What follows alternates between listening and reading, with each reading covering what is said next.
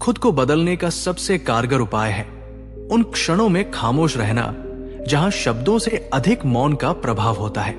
मौन ही वो चाबी है जो आत्म शांति और संयम के दरवाजे खोलती है।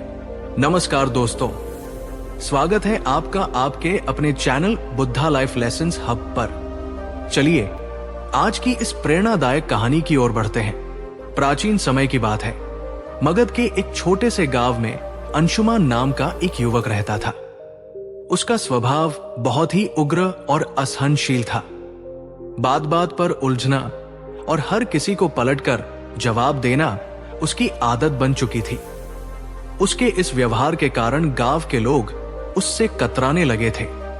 अंशुमान को भी ये महसूस होने लगा था कि उसका क्रोधी स्वभाव उसके जीवन में सुख शांति लाने के बजाय उसे अकेला कर रहा है और तनाव दे रहा है। वो इस चक्रव्यूह से निकलना चाहता था, पर उसे रास्ता नहीं मिल रहा था। एक दिन उसे ज्ञात हुआ कि पास के ही वन में भगवान बुद्ध का आगमन हुआ है। उसने बुद्ध की करुणा और ज्ञान की बहुत चर्चा सुनी थी। मन में आशा लिए वो बुद्ध के प्रवचन सुनने पहुंच गया। वहां अपार भीड़ थी और बुद्ध जीवन के गहरे सत्यों को सरलता से समझा रहे थे। तभी बुद्ध ने कहा, यदि तुम अपने जीवन में वास्तविक परिवर्तन चाहते हो तो 10 विशेष परिस्थितियों में मौन रहना सीखो। ये सुनते ही अंशुमान को लगा जैसे उसे उसकी समस्या का हल मिल गया हो। प्रवचन के अंत में वो बुद्ध के चरणों में गया और विनम्रता से पूछा, हे भगवान, आपने जिन 10 स्थानों पर मौन रहने की बात कही, कृपया मुझे विस्तार से समझाएं कि वे कौन से स्थान हैं और मैं उन्हें कैसे अपने आचरण में लाऊं। बुद्ध ने सौम्य मुस्कान के साथ कहा, इसके लिए तुम्हें धैर्य और आत्मचिंतन की आवश्यकता होगी। यदि तुम तैयार हो तो सुनो। मौन के 10 महत्वपूर्ण स्थान। पहला स्थान, आलोचना के समय। बुद्ध ने कहा, अंशुमान, जब कोई तुम्हारी निंदा या आलोचना करे तो मौन रहो। आलोचना हमें खुद को परखने का मौका देती है। यदि तुम गुस्से में जवाब दोगे तो सीखने का द्वार बंद हो जाएगा। मौन रहकर विचार करो कि क्या आलोचना सत्य है। बुद्ध ने समझाया, एक बार एक व्यक्ति ने मुझे गालियां दी। मैं चुप रहा। जब वो थक गया तो मैंने पूछा, यदि तुम कोई उपहार लाओ और मैं उसे स्वीकार न करूं तो वो किसके पास रहेगा? उसने कहा, मेरे पास।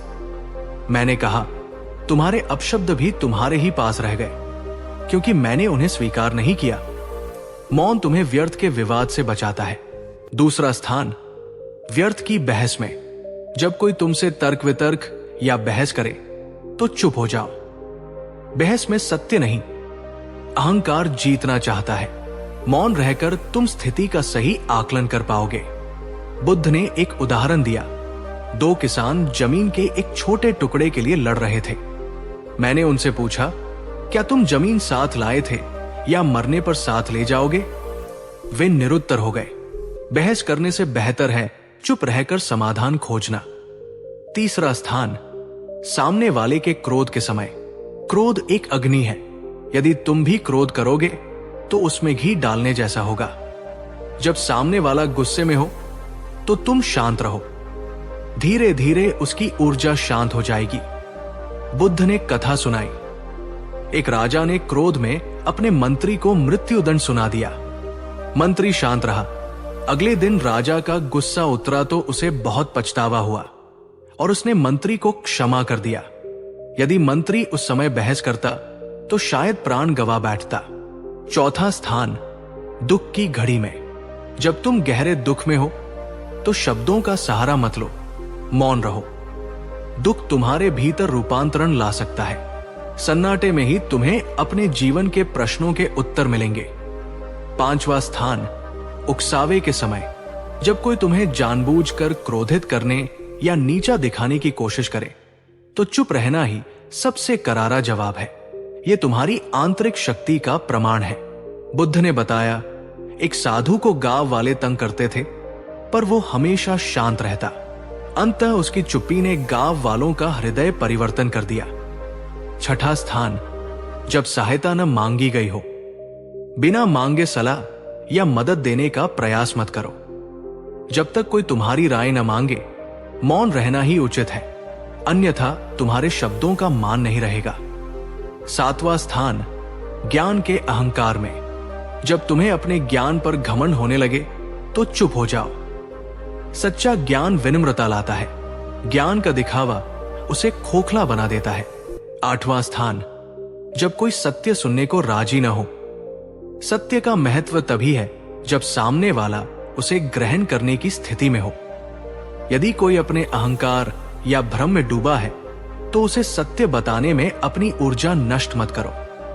बुद्ध ने एक राजा की कहानी बताई जिसे एक साधु ने गलतियां सुझाई तो राजा ने उसे निकाल दिया। वर्षों बाद जब राजा को ठोकर लगी तब उसे साधु की बात समझ आई।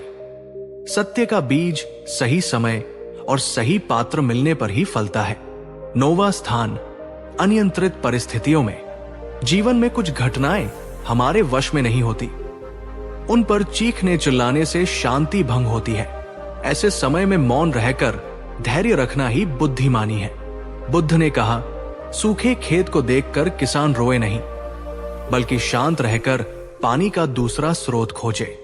जब हालात बदल न सको तो खुद को शांत रखकर समाधान की दिशा में काम करो। 10वां स्थान, जब हृदय भर आए। जब तुम्हारा मन कृतज्ञता, प्रेम या आनंद से भर जाए तो शब्दों की आवश्यकता नहीं रहती। वो चुप्पी ही ईश्वर के प्रति सबसे बड़ी प्रार्थना है। अंशुमान की परीक्षाएं। शिक्षा देने के बाद बुद्ध ने कहा, अंशुमान, ज्ञान तभी सार्थक है जब वो आचरण में उतरे। अब तुम्हें इन शिक्षाओं की परीक्षा देनी होगी। अंशुमान तैयार हो गया। बुद्ध ने उसे अलग अलग परिस्थितियों में भेजा। गांव वालों के बीच। जब वो पुराने गांव गया, लोगों ने उसे ताने मारे, तुम कभी नहीं सुधरोगे। पहले की तरह लड़ने के बजाय अंशुमान ने पहला नियम याद रखा और शांत खड़ा रहा। उसकी चुप्पी देखकर लोग हैरान रह गए और उनका विरोध शांत हो गया। व्यापारी के साथ बुद्ध ने उसे एक झगड़ालू व्यापारी के पास भेजा। व्यापारी ने उससे बहस करनी चाहिए, लेकिन अंशुमान ने दूसरा नियम अपनाया और चुप रहा।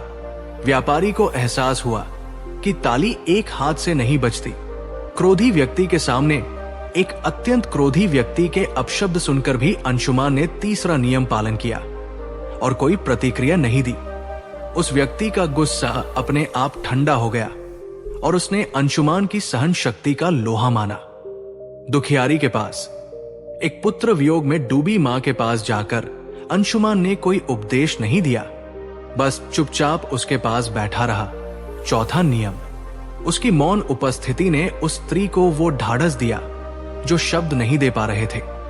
अंत में जब अंशुमान सभी परीक्षाओं में सफल होकर बुद्ध के पास लौटा तो उसका हृदय असीम शांति और कृतज्ञता से भरा था। उसने कुछ नहीं कहा, बस बुद्ध के चरणों में नतमस्तक हो गया। बुद्ध समझ गए कि अब अंशुमान ने 10वां नियम भी सीख लिया है, कृतज्ञता का मौन। बुद्ध ने कहा, अंशुमान, अब तुम समझ गए हो कि मौन केवल होठों को सिलना नहीं, बल्कि मन की गहराई में उतरना है। यही वो शक्ति है जो तुम्हें विचलित होने से बचाएगी। दोस्तों, ये कहानी हमें सिखाती है कि चुप रहना कमजोरी नहीं, बल्कि एक बहुत बड़ी ताकत है। जब हम बोलना कम और सुनना समझना ज्यादा शुरू करते हैं तो हमारा जीवन जादुई रूप से बदलने लगता है। मौन आत्मा की भाषा है, इसे सुनना सीखें। एक और कहानी सुना रहा हूं जिससे आप क्रोध पर कंट्रोल कैसे कर सके। चलिए कहानी की ओर चलते हैं। एक समय की बात है, गौतम बुद्ध एक गांव के बाहर पीपल के वृक्ष के नीचे विश्राम कर रहे थे। उसी गांव में एक युवक रहता था जो बहुत दुखी था। वो मेहनत करता था, फिर भी उसके जीवन में गरीबी, अपमान और असफलता ही हाथ लगती थी। लोगों ने उसे यह तक कह दिया था कि तुम्हारे भाग्य में कुछ नहीं लिखा। एक दिन वो युवक बुद्ध के पास आया। उसकी आंखों में थकान थी, चेहरे पर निराशा और आवाज में टूटापन। उसने कहा, भगवान, मैं सब कुछ कर चुका हूं, मेहनत भी, पूजा भी, त्याग भी, फिर भी मेरा जीवन नहीं बदल रहा। क्या मेरा भाग्य ही खराब है? बुद्ध ने उसे ध्यान से देखा और बिना कुछ कहे पास पड़ी मिट्टी की एक मुट्ठी उठाई। उन्होंने उस मिट्टी को युवक की हथेली पर रख दिया और बोले, इसे कसकर पकड़ो। युवक ने मिट्टी को बहुत जोर से भींच लिया। कुछ ही देर में मिट्टी उसकी उंगलियों से गिरने लगी। उसकी हथेली में दर्द होने लगा, पर मिट्टी फिर भी नहीं रुकी। बुद्ध ने कहा, अब हाथ खोल दो। युवक ने जैसे ही हाथ खोला, थोड़ी सी मिट्टी ही बची थी। बुद्ध शांत स्वर में बोले, तुम जीवन को भी इसी तरह कसकर पकड़ना चाहते हो। भाग्य, सफलता, सम्मान, सब कुछ जबरदस्ती, इसलिए दर्द तुम्हें होता है और हाथ में कुछ नहीं बचता।